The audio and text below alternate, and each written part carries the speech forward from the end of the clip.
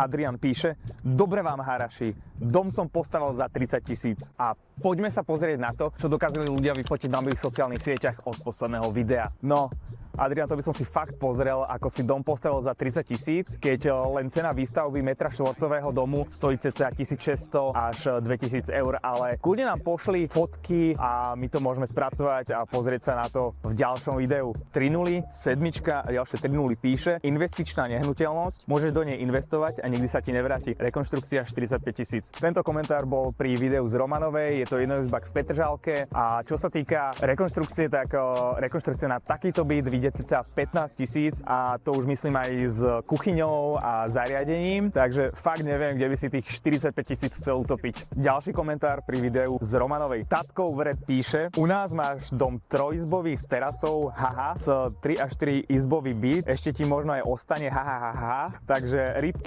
U nás jednoizbový na námestí, haha, stojí 42 000. Pri nehnuteľnostiach ide vždy o lokalitu. Samozrejme, kúpiš jednoizbový byt na námestí niekde v Rimavskej Sobote, v Lučenci alebo vo Vranove nad Toplou, ale je to jak nadávať na Mercedes, že je to strašný ojeb, lebo za 100 ceny si kúpiš feldu a ešte ti ostane aj na rožky a na salám.